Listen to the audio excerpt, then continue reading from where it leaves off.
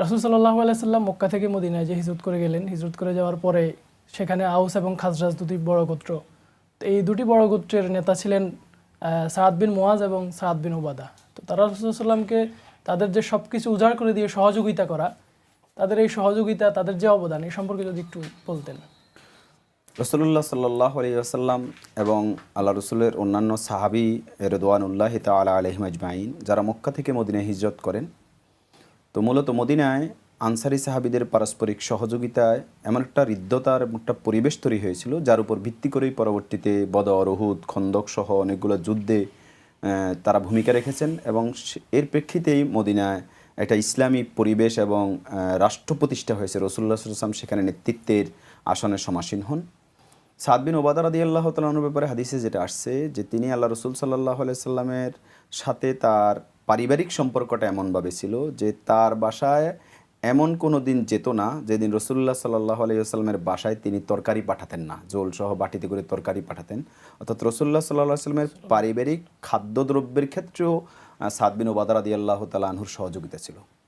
এরপরে রসুল্লাহ সাল্লাল্লাহু আলাইহি ওয়াসাল্লাম যাওয়ার আগে মদিনায় আউস এবং খাজরাজ গোত্রের মধ্যে এক ধরনের শত্রুতা ছিল প্রাচীনকাল থেকেই, এবং এই শত্রুতার কারণে পারস্পরিক যে দূরত্ব ছিল, আল্লাহ রসুল সাল্লাল্লাহু আলাইহি ওয়াসাল্লাম তাদের মধ্যে এমন হৃদ্যতা তৈরি করেছেন যে তারা একে অপরের জন্য জীবন দিতে উৎসর্গ করার জন্য তারা প্রস্তুত হয়ে গেছে। এবং কোরআনে কারিমে আল্লাহ তাআলা এই কথাকে কোট করেছেন যে ওয়াতাসিমু বিহাবলিল্লাহি জামিআন ওয়ালা তাফাররাকু ওয়াযকুরু নি'মাতান, যে তোমরা ওই নিয়ামতকে স্মরণ করো, ইসকুনতুম আদাআন ফাআল্লাফা বাইনা কুলুবিকুম ফাআসবাহতুম বিনি'মাতিহি ইখওয়ানা, তোমাদের হৃদয়গুলোকে আল্লাহ জোড়া লাগিয়ে দিয়েছেন এবং তোমরা পরস্পর ভাই ভাই পরিণত হয়েছে। ইসকুনতুম আদাআন, একসময় তোমরা শত্রু ছিলে।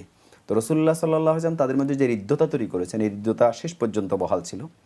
এমনকি রাসূলুল্লাহ সাল্লাল্লাহু আলাইহি ওয়াসাল্লামের বদরে, খন্দকে, উহুদে প্রত্যেকটা যুদ্ধে তারা সহযোগিতা করেছেন। বিশেষ করে বদরের যুদ্ধে যখন রাসূলুল্লাহ সাল্লাল্লাহু আলাইহি ওয়াসাল্লাম যাওয়ার ব্যাপারে বেরিয়েছিলেন মূলত আবু সুফিয়ানের কাফেলাকে আক্রান্ত করার জন্য, কিন্তু পথিমধ্যে তিনি শুনতে পেলেন যে আবু জেহেল 1000 সশস্ত্র বাহিনী নিয়ে মদিনা আক্রমণ করছে। এই অবস্থায় রাসূলুল্লাহ সাল্লাল্লাহু আলাইহি ওয়াসাল্লাম সাহাবায়ে কেরামের সহযোগিতা চাইলেন।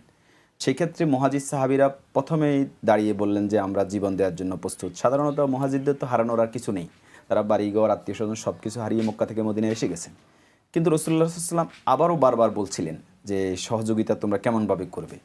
তার মানে রাসূলুল্লাহ সাল্লাল্লাহু আলাইহি ওয়াসাল্লামের এই কথা দ্বারা তখন সাদ বিন উবাদা রাদিয়াল্লাহু তাআলা আনহু বুঝতে পেরেছিলেন যে তিনি মূলত আনসারি সাহাবীদের বক্তব্যটা জানতে চাচ্ছেন। তিনি তখন দাঁড়িয়ে বলছিলেন যে আপনি যদি আমাদেরকে বাকিউল গারকাত, এটা ছিল মদিনা থেকে খুব দূরত্বে একটা গহীন অঞ্চল জায়গা, সাধারণত সেখানে কেউ যায় না, তিনি এই এক্সাম্পলটা দিয়ে বুঝিয়েছেন যে ওখানেও যদি যেতে বলেন তো আমরা সেখানে যাওয়ার জন্য প্রস্তুত। তো রাসূলুল্লাহ সাল্লাল্লাহু আলাইহি ওয়াসাল্লাম এই কমিটমেন্টটা জানতে চাচ্ছিলেন যে রাসূলুল্লাহ সাল্লাল্লাহু আলাইহি ওয়াসাল্লামের যেই মদিনার জীবনের প্রথম যেই আক্রমণ মক্কাবাসী কর্তৃক, সেখানেই আনসারি সাহাবীদের কতটুকু সহযোগিতা হবে, সেখানে এই কমিটমেন্টটা সাদ বিন উবাদা রাদিয়াল্লাহু তাআলা ব্যক্ত করেছেন। পাশাপাশি রাসূলুল্লাহ সাল্লাল্লাহু আলাইহি ওয়াসাল্লাম মুহাজির সাহাবীদের মধ্য থেকে ভ্রাতৃত্ব বন্ধনে আবদ্ধ করে দেন, একজনকে একজনের সাথে, একজনকে একজনের সাথে। ঠিক সেভাবে সাদ বিন মুয়াজ রাদিয়াল্লাহু তাআলা এবং সাদ বিন উবাদা রাদিয়াল্লাহু তাআলা প্রত্যেকে দুজন করে সাহাবীর দায়িত্ব নিয়েছিলেন, তাদের পরিবার, খাওয়া দাওয়া, থাকা ইত্যাদি ব্যবস্থাপনা। এভাবে শেষ পর্যন্ত তারা তাদের মৃত্যুর আগ পর্যন্ত এই কমিটমেন্ট তারা রক্ষা করেছিলেন।